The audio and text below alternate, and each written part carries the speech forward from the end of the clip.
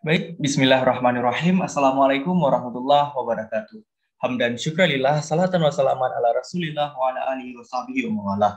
Amma ba'du. Terima kasih atas kesempatan telah diberikan pada pagi hari ini untuk mempresentasikan salah satu subtema daripada buku 1001 Invention, yaitu saya mengambil subtema School. Baiklah, Ibu Dian Masyita yang saya hormati serta seluruh teman-teman yang saya banggakan.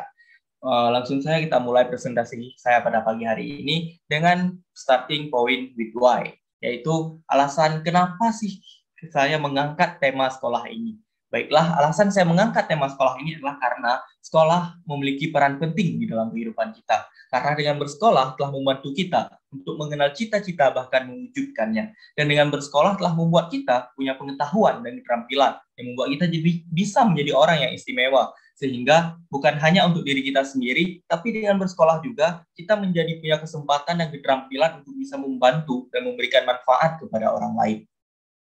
Baiklah, next slide di arah berpikir. Di sini saya ingin membawakan pada presentasi kali ini, saya ingin menggunakan arah berpikir yang mampu membangun relevansi antara masa lalu, masa kini, dan masa depan. Kenapa? Karena sejarah sejatinya bukan hanya sekedar seni bernostalgia, akan tetapi sejarah merupakan sebuah ibrah ataupun pelajaran yang bisa kita tarik dari masa lalu ke masa sekarang untuk mempersiapkan masa depan yang lebih baik.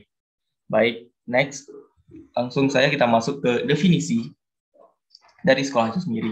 Yang pertama di sini saya mengutip dari Wikipedia. Di situ tuliskan bahwa kata sekolah berasal dari bahasa Latin yaitu scholae atau sekolah yang berarti waktu luang atau waktu senggang. Karena memang pada masa itu sekolah adalah kegiatan di waktu luang bagi anak-anak di tengah kegiatan utama mereka yaitu belajar dan bermain, yaitu belajar dan menghabiskan serta menikmati masa anak-anaknya. Dan dalam waktu luang tersebut anak-anak tersebut akan belajar cara berhitung, membaca huruf-huruf, dan mengenal tentang moral, budi pekerti, dan estetika ataupun seni. Dan kemudian di sini saya juga mengutip dari KBBI, yaitu dikatakan bahwa sekolah adalah sebuah lembaga yang dirancang untuk pengajaran siswa atau murid di bawah pengawasan pendidik atau guru. Nah, karena memang di dalam pelaksanaan sekolah tersebut, di dalam kegiatan sekolah, anak-anak akan didampingi oleh orang-orang ahli yang mengerti tentang psikologi anak serta dan mereka sehingga akan memberikan kepada mereka kesempatan yang sebesar-besarnya untuk menciptakan dunianya sendiri dan mengambil pelajaran dan mengambil berbagai pelajaran dari hal-hal tersebut. Kemudian yang terakhir di sini saya mengutip dari buku 1001 Invention, di situ dikatakan bahwa sekolah adalah masjid. Nah, ini mungkin agak menarik karena di sini dikatakan bahwa sekolah adalah masjid, namun nyatanya hal tersebut relevan dengan sejarah perkembangan sekolah pada masa Islam, yang mana di negara Muslim ribuan tahun yang lalu, sekolah adalah memang masjid dan tidak ada perbedaan antara agama dan pengetahuan, karena masjid adalah tempat sholat dan tempat untuk belajar. Dan mata pelajaran yang diajarkan juga termasuk mata pelajaran sains, jadi antara agama dan sains duduk berdampingan dengan nyaman. Dan menurut sejarawan Denmark, Johannes Pedersen, dia mengatakan bahwa belajar itu memang terkait erat hubungannya dengan agama. Karena ketika kita memutuskan diri, mengabdikan diri untuk belajar, berarti itu sama dengan kita mengabdikan diri kepada Tuhan yang Maha Esa. Oke, next.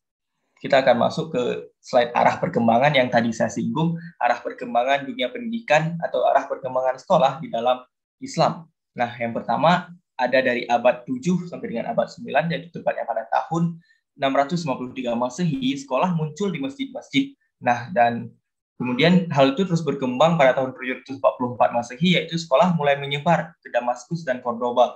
Dan pada masa itu, anak-anak usia 6 tahun, semuanya itu hampir semua anak-anak yang berusia 6 tahun, mereka mulai mengenyam pendidikan di sekolah-sekolah. Dan sekolah-sekolah tersebut biasanya gratis ataupun sangat murah, sehingga bisa diakses oleh semua orang. Dan salah satu pelajaran pertama yang diajarkan adalah belajar tentang bagaimana menulis 99 nama Tuhan yang indah, dan juga belajar tentang bagaimana cara sederhana menulis dari Al-Quran. Dan kemudian setelah mereka belajar tentang Al-Quran tersebut, mereka akan juga diajari tentang aritmatika yang pelajaran aritmatika yang juga ditambahkan kepada mereka. Dan sekolah ini juga terus berkembang hingga akhir abad ke-9, yang mana hampir seluruh masjid memiliki sekolah untuk pendidikan dasar anak-anak. Kemudian perkembangan tersebut terus berlanjut pada abad ke-10, yaitu pengajaran mulai berpindah dari masjid dan masuk ke rumah-rumah guru, yang berarti secara bertahap pada abad ke-10 ini sekolah-sekolah juga mulai berkembang. Dan yang pertama di Persia, Kemudian pada tahun 1066 ketika Normandia menyerbu Inggris, Seljuk dari Turki membangun sekolah nizamiyah yang dinamai berdasarkan dengan nama pendirinya juga, yaitu Vizir Nizam ul Mulk. Nah, dan ini merupakan sekolah pertama yang memiliki gedung belajar terpisah, yaitu Vizir Nizam ul Mulk tadi. Dan setelah adanya Vizir Nizam ul Mulk itu, yaitu di abad 10, kemudian terus berkembang sampai dengan di abad ke-15, yang mana pemerintah Ottoman telah merevolusi sekolah dengan mendirikan sebuah kompleks pembelajaran atau kompleks pendidikan di kota-kota di Turki pada masa itu seperti di Bursa dan di Edir. Kemudian sistem sekolah tersebut yaitu pada abad ke-15 karena sudah memiliki kompleks pembelajaran, maka di sana akses pembelajaran dapat diakses oleh publik yang lebih luas dan sambil menawarkan berbagai fasilitas yang lebih lengkap juga nih. Nah, jadi itulah arah perkembangan dari abad ke-7 sampai dengan abad ke-15, arah perkembangan pendidikan Islam. Yang mana kita tahu pada tahun-tahun tersebut, pada masa antara abad 7 dan abad 15 itu, sejarah dunia juga mencatat bahwa pengaruh Islam pernah menduduki posisi penting dalam peradaban global, atau mungkin kita kenal dengan istilahnya adalah masa kejayaan Islam atau the Islamic Golden Age. Dan selain itu, pada masa antara abad 7 dengan abad 15 ini pula, para ilmuwan muslim juga mulai gencar menuliskan buku-buku dan karya-karya ilmiah mereka, atau meluncurkan penemuan-penemuan mereka. Dan muncul tokoh-tokoh muslim yang amat berpengaruh dan menghasilkan karya atau penemuan masing-masing di bidang keilmuannya. Banyak ilmuwan teologi maupun sains yang lahir pada masa kejayaan Islam tersebut, seperti Ibnu Sina, Ibnu Rushdi, Al-Kindi, Al-Idrisi, dan lain sebagainya. Dan sehingga ketika kita membaca sejarah ini, ketika kita mendalami kembali sejarah ini, kita atau mungkin saya secara personal merasa bingung merasa terkejut, kenapa kok bisa sekarang sekolah atau sistem pendidikan kita malah lebih condong kepada arah ideologi barat yang sekuler, bukan pada arah Islam. Padahal Islam pernah jaya pada abad-abad ini, tapi kenapa sekarang Islam mulai memudar dan mundur? Nah, ternyata salah satu faktor yang menyebabkan perubahan ini adalah terjadi di abad ke-18. Nah, faktor perubahan ini dimulai sekitar abad ke-18, yaitu ketika bangsa Barat yang pada saat itu mulai sadar bahwa mereka sedang berada pada posisi tertinggal, mereka mulai sadar akan ketertinggalannya, dan mereka bangkit untuk melakukan ekspansi, kemudian mereka melakukan penjajahan, dan dengan sengaja menghancurkan sistem ekonomi lokal negara-negara yang mereka jajah. Kemudian, contohnya seperti yang mereka lakukan di Bengali, India, saat sistem kerajinan industri dan kerajinan lokal di India dihancurkan demi mensukseskan revolusi industri di Inggris.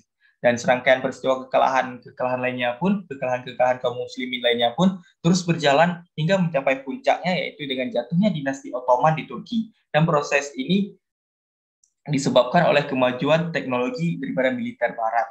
Nah, sehingga sampai dengan sekarang nih, arah pendidikan atau sistem sekolah, kita mulai menuju ke sistem ideologi sekularisme. Arah pendidikan kita telah dipadukan dengan sains teknologi yang telah dikuasai oleh dunia Barat. Namun, perlu kita sadari, meskipun arah pendidikan ini sekilas terasa maju, namun karena teknologi yang sekarang kita rasakan ini, perkembangan yang sekarang kita jalani ini tidak dilandasi oleh akhlakul karimah, tidak dilandasi oleh sistem Islam, maka semua itu akan berujung menjadi pada kehancuran yang kemudian akan merusak bumi ini. Oke, next, setelah kita membahas dari abad ke-7 sampai dengan abad ke-18, lalu kita tentunya akan memandang masa sekarang atau masa-masa sekarang dan masa yang akan datang. Nah, lalu yang menjadi pertanyaannya adalah, ketika kita sudah belajar dari abad ke-7 sampai dengan abad ke-18 ini, bagaimana sekarang posisi kita? Bagaimana posisi kita sekarang? Bagaimana keadaan pendidikan kita sekarang? Ke arah mana ingin kita bawa sistem pendidikan ini di tangan kita? Nah, seharusnya dengan adanya pembelajaran, dengan adanya penyampaian kembali tentang bagaimana sejarah pendidikan yang dibawakan oleh Islam dari abad ke-7 sampai dengan abad ke-15, kemudian mulai menurun pada abad ke-18 sampai dengan sekarang, sebenarnya bisa memberikan spirit lebih kepada kita, bisa kembali memberikan spirit kepada kita dalam menempuh pendidikan, bisa membangkitkan kembali semangat kita dalam menempuh pendidikan, bahwa apapun rumpun ilmu yang kita tekuni, semuanya harus bisa kita kaitkan dengan agama ya Allah, dan harus bisa memberikan manfaat kepada agama Islam ini sendiri. Kemudian dengan bekal spirit itu pula, marilah sama-sama kita berjuang demi mengembalikan kembali kejayaan Islam, demi mengembalikan kembali masa-masa golden age Islam. Oke, baiklah. Next, mungkin sebelum penutup, ada satu hadis yang ingin saya kutip di akhir, yaitu hadis yang sudah sering kita dengar, hadis yang mungkin semua kita sudah tahu bahwa hadis ini ada dan semua kita mungkin sudah hafal. Nah, hadis ini yaitu talabul ilmu fardhatun ala kulli muslimin wal muslimat. Ya, artinya menuntut ilmu itu wajib bagi setiap muslim dan muslimah. Nah, pasti semua kita mungkin telah tahu bahwa menuntut ilmu itu wajib. Namun, mungkin kita lupa bahwa menuntut ilmu ini ataupun sekolah ini merupakan perintah Allah yang disampaikan melalui Rasulullah. Dan hal itu berarti menandakan bahwa ilmu yang kita tuntut, ilmu yang kita raih, ilmu yang kita gapai ini harus mampu kita olah, kita ubah kembali, memberikan kebermanfaatan kepada agama ya Allah. Bukan hanya kita manfaatkan untuk mencapai kekayaan pribadi kita. Namun sekali lagi saya tekankan harus bisa memberikan manfaat kepada agama ya Allah. Oke, next mungkin ini merupakan sumber-sumber yang saya ambil untuk menyusun materi presentasi ini, yaitu saya mengambil dari beberapa e-book dan juga dari beberapa website. Oke, inilah presentasi saya. Sekian, terima kasih. Apabila ada kekurangan, mohon maaf. Wabillahi taufiq wal hidayah. Wassalamualaikum warahmatullahi wabarakatuh.